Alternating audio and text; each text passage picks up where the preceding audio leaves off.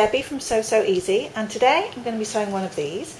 It's a double insulated bottle cover, and I'm making this for a baby's feeding bottle to keep the bottle warm while you're out and about, but you could just as easily make it for a juice bottle or for your own water bottle. The principle is exactly the same. It has just a quick drawstring up at the top. You can either use some cords or, like I've done here, some ribbons, and it's double insulated, fits your bottle down inside to keep it warm or cool. So let's have a look at the materials that you'll need. Obviously, start with your regular sewing supplies, and then there are some fabrics. I've used two different fabrics. You can piece them together, or if you like, you can just use one piece. The instructions for the sizes are going to be in the pattern download, and I'll include a link for that. You'll also need some insulating lining material. I'm using this one called insul-bright, but you may find something different where you are.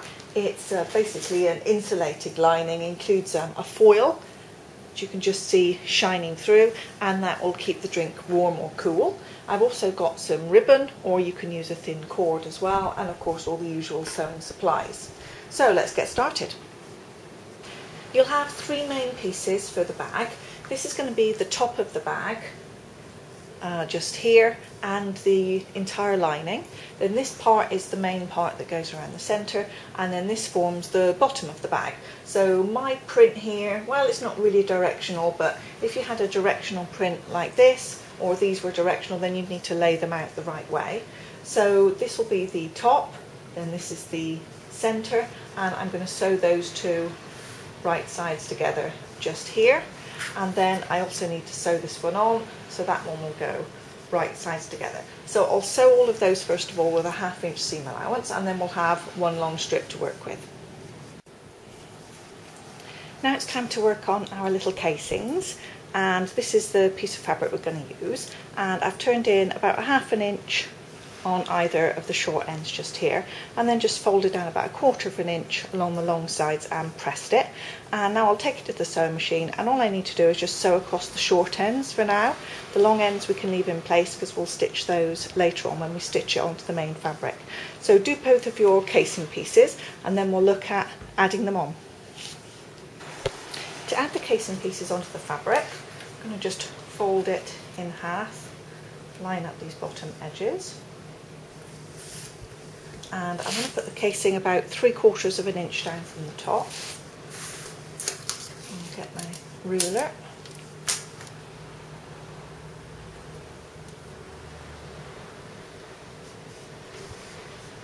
About there. And obviously I've got a seam allowance on the sides here, so I don't want it to interfere with the seam allowance. So I'll make sure that there's 3/4 inch or something free on either side.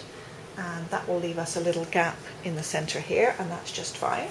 So I'll now pin those in place and then stitch them. And I'm not going to stitch through all the layers, just through this outer layer, so I'll open the fabric back out again. And we don't need to stitch along the sides, otherwise we won't be able to get the ribbon or cords in. So we'll just stitch along the top and bottom, close to the edge on both of those casing pieces, and then that will be those sewn on. Now it's time to add on our thermal lining, and we need to just baste it in place. If you want to, you can go ahead and just hand baste it in a few places to hold it in, or you could just use some pins, but I'm kind of lazy and I like the easy way, so I'm going to use one of these quilt basting sprays, and I'll just take it outside, give it a quick spray over on the lining, and press these down in place. In terms of their placement, you're going to leave 1/2 inch at the bottom and the top, and they'll also be a little narrow on the sides just to reduce the bulk, but we'll catch these in the seam allowances just a little bit as we sew. Now we're going to sew our piece of fabric into a long tube, so fold it in half lengthways, and we're going to sew across the top and the bottom and all the way along this side, but we need to leave a gap for turning. So on the longer piece here, which is going to be your lining, just leave a gap something like this in the side so that you'll be able to turn the bag inside out later on, and then sew all the way around apart from that gap. So my tube is made and ready, but in order to give it some shaping, to make it shaped at the bottom to carry the bottle, we need to mark some squares that we're going to cut out. So starting measuring from the actual line of stitching, I need to measure an inch in from either side, and then an inch up as well, just here, and I'm going to cut these out.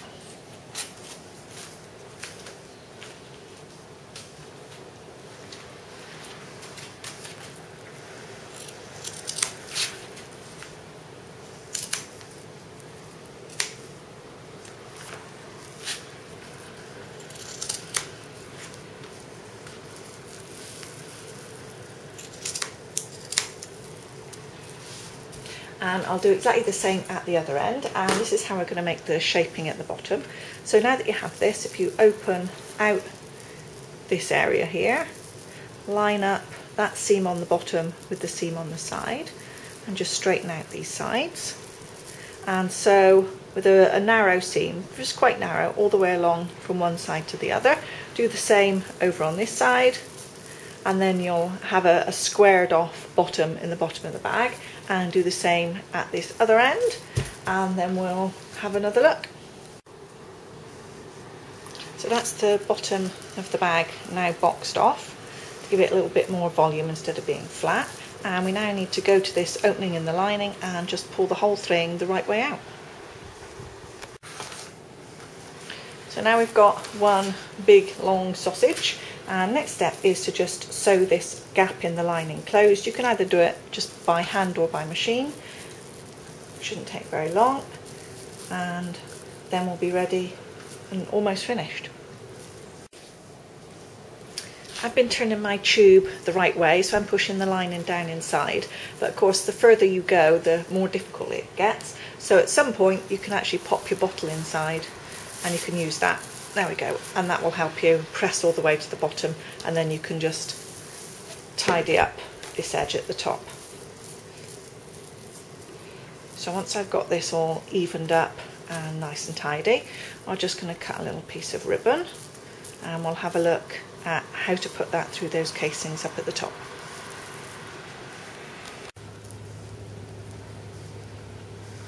So I've started with one ribbon through the casing already. I started on one side where the seam allowance is and threaded my ribbon through, back out where it started and tied it with a knot.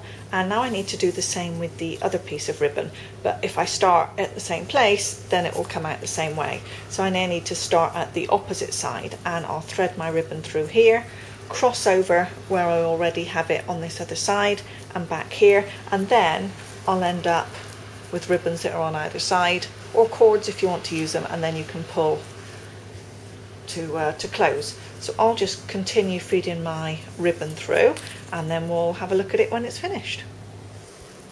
So that's it, my insulated baby bottle bag is now done. You can just slide the bottle down inside and pull the strings.